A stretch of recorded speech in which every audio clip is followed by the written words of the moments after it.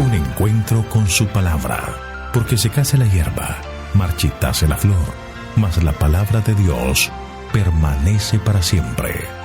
Con ustedes, el doctor José Ricardo Arias Quintero.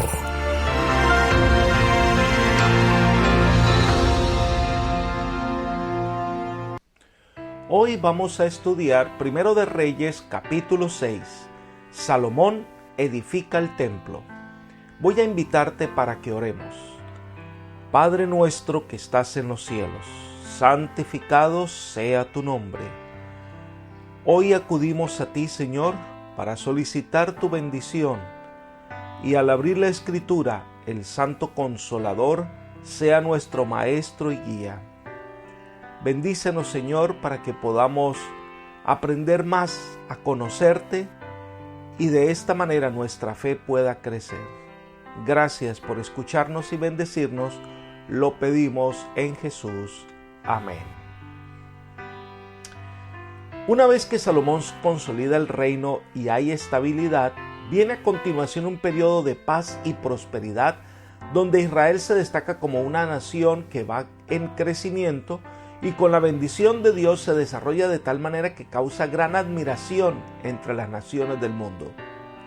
Entonces Salomón se dedica en este momento a realizar la obra por la cual el Señor le dio la oportunidad de llegar a ser el rey de Israel, y es la construcción del templo que llegaría a ser la gran obra de su mandato.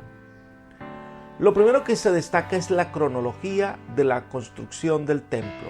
Leamos el versículo 1. En el año 480 después de que los hijos de Israel salieron de Egipto, el cuarto año del reinado de Salomón sobre Israel, en el mes Sif, que es el mes segundo, comenzó él a edificar la casa de Jehová. Los datos cronológicos expuestos por el autor, en el que pretende hacer un sincronismo exacto entre el año 480 después del Éxodo y el cuarto año del reinado de Salomón. En un análisis de los 40 años del reinado de Salomón se llega a la conclusión que el cuarto año de su reinado estaría entre el año 967 y 966 a.C. Ahora, si tomamos esto como referencia y miramos los 480 años para considerar la fecha del Éxodo, esto nos llevaría al año 1445 a.C. Esto es un sincronismo interesante que da peso histórico a lo que está relatando. Pero por otra parte se dice que fue en el mes Sif. El mes Sif es el segundo mes del año, que caería en la primavera. Entonces decide Salomón construir el templo. La decisión de Salomón de edificar el templo no fue arbitraria e inconsulta, ni debida exclusivamente al deseo y a la voluntad de su padre David. No le movía una ambición personal, ni amor a la gloria, ni la ostentación, sino un afán de realizar el propósito del cielo. Elena de White comenta: Salomón ejecutó sabiamente el plan de erigir el templo para el Señor, como David lo había deseado durante mucho tiempo. Durante 7 años Jerusalén se vio llena de obreros activamente ocupados en nivelar el sitio escogido, construir grandes paredes de retención, echar amplios cimientos de grandes piedras, piedras de precio y piedras labradas, dar forma a las pesadas maderas traídas de los bosques del Líbano y erigir el magnífico santuario. Libro Profetas y Reyes, página 25. Era evidente que había llegado la hora para que se construyera la casa del Señor, y Salomón se entregó de todo corazón a esta tarea. Ahora pasa el autor a describir las dimensiones del templo y las ventanas. Leamos los versículos 2 al 4. La casa que el rey Salomón edificó a Jehová tenía 60 codos de largo y 20 de ancho y 30 codos de alto. El pórtico delante del templo tenía 20 codos de largo a lo ancho de la casa, y el ancho adelante de la casa era de 10 codos. Hizo a la casa ventanas anchas por dentro y estrechas por fuera. La construcción del templo en sus dimensiones es muy superior al tabernáculo que el Señor mandó a construir en la época de Moisés. pero conservaba las mismas proporciones. El templo era un edificio rectangular construido de dirección este-oeste. Las dimensiones en sistema métrico serían 26,7 metros de largo, 8,9 metros de ancho y 13,3 metros de alto, aproximadamente. El templo, al ser diseñado a semejanza de la construcción antigua, se ajustó al modelo original.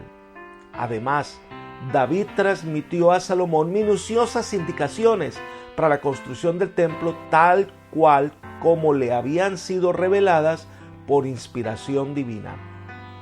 En este aspecto, Elena de White comenta: David dio a Salomón instrucciones minuciosas para la construcción del templo con modelos de cada una de las partes y de todos los instrumentos de servicio, tal como se los había revelado la inspiración divina. Libro Patriarcas y Profetas, página 813. El templo estaba dividido en 3 partes. La primera es el pórtico, que tenía dimensiones de 11 metros de ancho y 5,50 metros de largo. Para entrar en el pórtico se hacía por una puerta doble y se mencionan unas ventanas que estaban en el muro, en la parte alta, que permitían la renovación del aire y la entrada de luz. Sigue describiendo algunos aposentos del templo, versículos 5 al 10. Edificó también aposentos junto al muro de la casa y a su alrededor, adosados a las paredes de la casa alrededor del templo y del lugar santísimo, y construyó habitaciones laterales alrededor. El aposento de abajo tenía 5 codos de ancho, y el de en medio 6 codos de ancho, y el tercero 7 codos de ancho, pues había reducido por fuera las medidas del templo para no empotrar las vigas en las paredes de la casa. Cuando se edificó la casa, la construyeron con piedras que traían ya talladas, de tal manera que no se oyeron en la casa ni martillos, ni hachas, ni ningún otro instrumento de hierro cuando la edificaban. La puerta del aposento intermedio estaba al lado derecho de la casa. Se subía por una escalera de caracol al aposento intermedio y de allí al tercero. Construyó pues la casa, la terminó y la recubrió con artesonados de cedro. Edificó asimismo una galería de 5 codos de altura alrededor de toda la casa, la cual se apoyaba en la casa con maderas de cedro. Hay varias cosas que se mencionan en este pasaje que vamos a tener en cuenta en nuestro estudio sin ser exhaustivos. Número 1. Adheridos al templo en 3 de sus lados exteriores, norte, oeste y sur, se construyó una serie de aposentos auxiliares. Se entraban en ellos desde afuera del templo y estaban dispuestos de tal manera que no se los considerara una parte básica de la estructura del templo.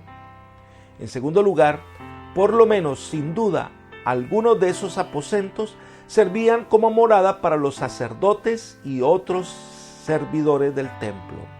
En tercer lugar, los aposentos estaban distribuidos en 3 pisos, a fin de preservar la santidad del templo y al mismo tiempo permitir la unión de las cámaras exteriores. La parte externa del muro principal del templo formaba una serie como de peldaños sobre los cuales descansaban las vigas que formaban los techos de los aposentos y los pisos de las plantas superiores. En cuarto lugar, los planos entregados por David a Salomón especificaban cada detalle, de tal manera que todo debía ser arreglado previamente para que cuando se construyera el templo solo se debían colocar las piezas en su lugar, de tal manera que no se escuchará el sonido de martillos u otras herramientas en el templo. Y esto resaltaba la reverencia y respeto que sentían hacia el santuario. Elena de White hace una explicación importante sobre este detalle. Ella dice: el templo judío se construyó con piedras labradas extraídas de las canteras de las montañas, y cada piedra fue preparada para su lugar en el templo, labrada y pulida y probada antes de que se la llevara a Jerusalén. Y cuando fueron llevadas todas al lugar, se las ensambló en la edificación sin que se oyera el sonido de un hacha o de un martillo.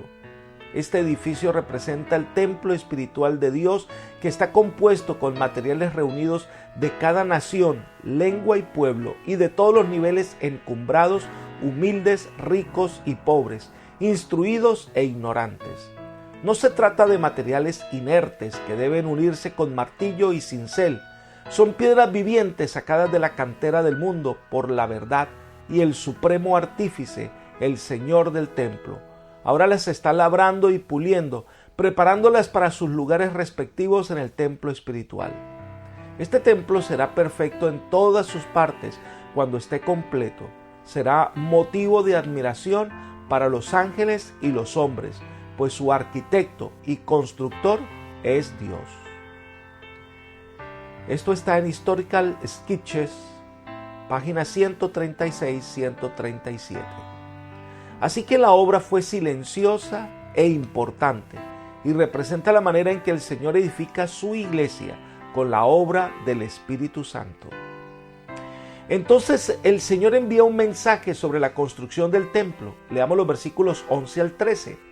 Entonces dijo Jehová a Salomón: en cuanto a esta casa que edificas, si caminas en mis preceptos, cumples mis decretos y guardas todos mis mandamientos, andando en ellos, yo cumpliré contigo mi palabra, la que dije a David tu padre. Habitaré en medio de los hijos de Israel y no abandonaré a mi pueblo Israel. En medio de la descripción del templo arquitectónico se inserta una breve referencia a la promesa del Señor acerca del templo.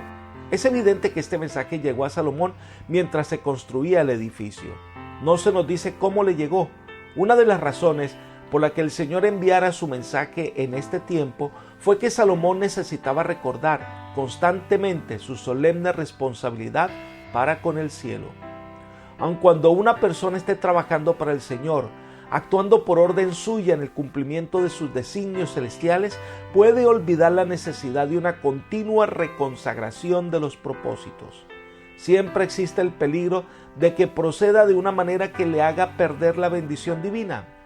Vez tras vez, el Señor envía a su pueblo mensajes destinados a recordarle la vital importancia de aferrarse a los principios básicos, lo único que se asegurará prosperidad, paz y bendición continuas. Y le recuerda que todas las promesas son condicionales. Por eso está el sí condicional. Si obedeces, si guardas, entonces yo cumpliré y habitaré en medio de mi pueblo, dice el Señor. Recordemos que esa fue la razón que le dio Dios a Moisés al decirle que edificara el santuario, que él iba a habitar en medio de su pueblo. Dios creó al hombre para que estuviese en constante comunión con su Creador, y solo una comunión tal alcanza el hombre su desarrollo pleno y su gozo máximo. Nada más puede colmar sus anhelos ni saciar su alma como una relación permanente con el Creador. Entonces viene la descripción de la ornamentación interior, tema que va a ser tratado en los versículos 14 al 22. Vamos a leerlo por partes para su entendimiento y un pequeño comentario. Leamos los versículos 14 y 15. Así pues, Salomón construyó la casa y la terminó. Recubrió las paredes de la casa con tablas de cedro, revestiendo la madera por dentro, desde el suelo de la casa hasta las vigas de la techumbre. Recubrió también el pavimento con madera de ciprés. La madera de cedro y ciprés son mencionadas como durables y resistentes al paso del tiempo y son usadas en la construcción de grandes edificios en la antigüedad. Al terminar Salomón la construcción del templo, le dio un toque especial a recubrir y pavimentar el templo con madera. Leamos el versículo 16. Asimismo hizo al final de la casa un edificio de 20 codos y lo recubrió de tablas de cedro desde el suelo hasta lo más alto. Así hizo en la casa un aposento para que fuera el lugar santísimo. En el interior no eran visibles las piedras de los muros, y el lugar santísimo era de 10.50 metros de largo, de ancho y de alto. Era el lugar donde se colocaba el arca del pacto, y todo esto estaba bien cubierto de cedro. Leamos los versículos 17 y 18. La casa, esto es, el templo de enfrente, tenía 40 codos. La casa estaba recubierta de cedro por dentro y tenía entalladuras de calabazas silvestres y de botones de flores. Todo era de cedro, ninguna piedra se veía. Este lugar al que está haciendo referencia es el lugar santo, que medía 40 codos, era alrededor de unos 22 metros.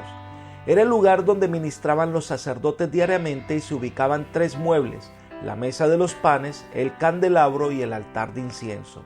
Los adornos arquitectónicos quizás tenían la forma de una especie de calabaza y botones de flores silvestres, todo cubierto de madera, de manera que ninguna piedra estaba a la vista. Versículos 19 y 20. Salomón preparó el lugar santísimo por dentro en medio de la casa para poner allí el arca del pacto de Jehová. El lugar santísimo estaba en la parte de adentro y tenía 20 codos de largo, 20 de ancho y 20 de alto. Lo recubrió de oro purísimo, asimismo recubrió de oro el altar de cedro. El más importante de los artículos del templo era el arca que contenía las tablas de la ley del pacto. El lugar santísimo era un cubo perfecto de 20 codos de largo, ancho y alto, y su interior estaba completamente revestido de oro más puro. El altar que recubrió de oro, al parecer, es el altar de incienso que estaba en el lugar santo, al frente de lo que sería el velo del templo que separaría el lugar santo del santísimo. Leamos los versículos 21 y 22. De manera que Salomón recubrió de oro puro la casa por dentro, cerró la entrada del santuario con cadenas de oro y la recubrió de oro. Recubrió pues de oro toda la casa de arriba abajo, asimismo recubrió de oro todo el altar que estaba frente al lugar santísimo. No solo recubrió con oro el interior del lugar santo y del lugar santísimo, sino también el pórtico delante del edificio. Esto hacía del templo un lugar esplendoroso y especial. Elena de Guay afirma: los preparativos hechos para la edificación de la casa del Señor tenían que ser según las instrucciones que él había dado. No debía escatimarse esfuerzo en su erección, pues allí Dios se encontraría con su pueblo. El edificio debía manifestar a las naciones de la tierra la grandeza del Dios de Israel. Debía representar en cada una de sus partes la perfección de aquel a quien los israelitas habían sido llamados a honrar delante de todo el mundo. Las especificaciones acerca de la edificación fueron repetidas con frecuencia. También tenían que seguirse esas especificaciones con la mayor exactitud en toda la obra que se hiciera. Los creyentes y los incrédulos debían comprender la importancia de la obra por el cuidado que se mostrara en su realización. Manuscrito 18, página 195. Pasa ahora a describir los querubines que estarían en el lugar santísimo. Leamos los versículos 23 al 28. Hizo también en el lugar santísimo 2 querubines de madera de olivo, cada uno de 10 codos de altura. Un ala del querubín tenía 5 codos y la otra ala del querubín tenía 5 codos. Así que había 10 codos desde la punta de un ala hasta la punta de la otra. Asimismo, el otro querubín tenía 10 codos, pues ambos querubines tenían el mismo tamaño y la misma forma. La altura de uno era de 10 codos y lo mismo la del otro. Puso estos querubines dentro de la casa en el lugar santísimo, los cuales tenían sus alas extendidas, de modo que el ala de uno tocaba una pared y el ala del otro tocaba la otra pared, mientras las otras 2 alas se tocaban la una a la otra en medio de la casa. Luego recubrió de oro los querubines. Los querubines originales eran de oro puro, pero los del templo de Salomón eran mucho más grandes. Ahora, los querubines originales estaban en la tapa de lo que se llamaba el arca del pacto, pero estos querubines eran puestos aparte, eran de madera y los recubrió con oro. Tenían las alas extendidas al máximo, de modo que las 4 alas, cada una de 5 codos, se extendían a lo ancho del templo.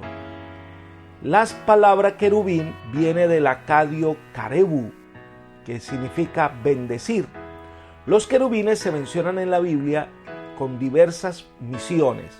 Los dos querubines del arca, que con sus alas desplegadas tapaban el propiciatorio, crearon la expresión bíblica de que Dios habita en medio de esos dos querubines. Significaba que la presencia de Dios allí tenía el trono entre los querubines. Estos dos querubines eran considerados como guardianes y custodios del santuario. Elena de White hace una descripción de estos querubines. Dice: se construyó un santuario sumamente espléndido de acuerdo con el modelo mostrado a Moisés en el monte y presentado después por el Señor a David. Además del querubín que estaba sobre el arca, Salomón hizo otros dos ángeles muy grandes, uno de cada extremo del arca, para representar a los ángeles celestiales que custodian la ley de Dios. Es imposible describir la belleza y el esplendor de ese santuario. Los sacerdotes introdujeron el arca sagrada en este lugar con solemne reverencia y lo colocaron en su lugar debajo de las alas de los dos sublimes querubines que estaban sobre el piso. El coro sagrado elevó sus voces en alabanza a Dios y su melodía fue acompañada por toda suerte de instrumentos musicales, y mientras los atrios del templo resonaban con alabanzas, la nube de la gloria de Dios tomó posesión de la casa, así como antaño había llenado el tabernáculo del desierto.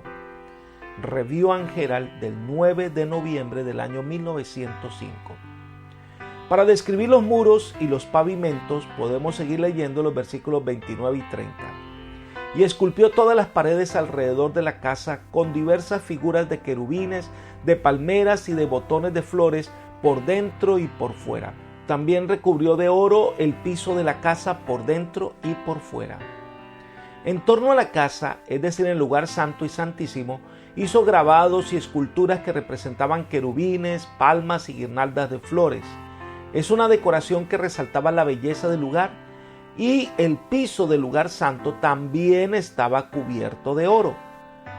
Viene entonces la descripción de las puertas del atrio, versículos 31 al 36. A la entrada del santuario hizo puertas de madera de olivo, el umbral y los postes tenían 5 esquinas, las 2 puertas eran de madera de olivo. En ella talló figuras de querubines, de palmeras y de botones de flores y las recubrió de oro. Recubrió también de oro los querubines y las palmeras. Igualmente hizo para la puerta del templo marcos cuadrados de madera de olivo. Las 2 puertas eran de madera de ciprés y las 2 hojas de ambas puertas giraban. Talló en ella querubines, palmeras y botones de flores y las recubrió de oro ajustado a las talladuras. Edificó el atrio interior de las 3 hileras de piedras labradas y de una hilera de vigas de cedro. Las puertas que se describen son las que permitían ir al lugar santo y al lugar santísimo. En estas puertas se hicieron varias figuras y se cubrió completamente de oro. Después se menciona la puerta del templo. Esta es la puerta externa que comunicaba al pórtico con el lugar santo. La puerta que daba acceso al templo estaba compuesta por 2 láminas, una puerta doble y recubierta completamente de oro. Y se menciona el atrio interior, en el que se hace mención de que la edificación tenía 3 hileras que circundaban el atrio, y se refiere a que fue hecha de 3 capas de piedra y un caballete o cumbrera de cedro. Finalmente se menciona la duración de los trabajos. Versículos 37 y 38. En el 4º año, en el mes Sif, se echaron los cimientos de la casa de Jehová, y en el 11º año, en el mes Bul, que es el mes 8º, fue acabada la casa con todas sus dependencias y todo lo necesario. La edificó pues en 7 años. Recordemos que se hace referencia que el 4º año del reinado de Salomón es en el 2º mes. Esto nos daría aproximadamente en la primavera del año 966 a.C. y terminó 7 años después en el mes Bul. Este era el nombre hebreo antiguo para el 8º mes, que comenzaba a mediados del mes de octubre. Bul significa lluvia, por lo que probablemente signifique el mes de la lluvia. La edificación del templo, como lo hemos expresado, duró 7 años. Y termino con esta reflexión de la señora Elena de White. De una belleza insuperable y esplendor sin rival era el palacio que Salomón y quienes le ayudaban erigieron para Dios y su culto. Adornado de piedras preciosas, rodeado por atrios espaciosos y recintos magníficos, forrado de cedro esculpido y de oro bruñido, el templo con sus cortinas bordadas y muebles preciosos era un emblema adecuado de la iglesia viva de Dios en la tierra, que a través de los siglos ha estado formándose de acuerdo con el modelo divino, con materiales comprados al oro, plata, piedras preciosas, labradas a madera de las de un palacio. De este templo espiritual es la principal piedra del ángulo Jesucristo mismo, en el cual, compaginando todo el edificio, va creciendo para ser un templo santo en el Señor. Esto lo encontramos en Profetas y Reyes, página 26. Así que el templo es un símbolo de la iglesia que el Señor está edificando sobre esta tierra. Apreciado amigo y hermano, la edificación de un carácter semejante al de Cristo es una obra que requiere dedicación, esfuerzo y dura toda la vida. A medida que pasa el tiempo, no debemos desanimarnos, sino velar para que cada venida del alma pueda estar en sintonía con el cielo. Dediquemos al Señor lo mejor de nuestra vida y de nuestra existencia. Esa es la mejor decisión que podemos tomar. Que el Señor hoy te bendiga y te guarde, te guíe por sendas de paz, es mi oración por ti. Amén.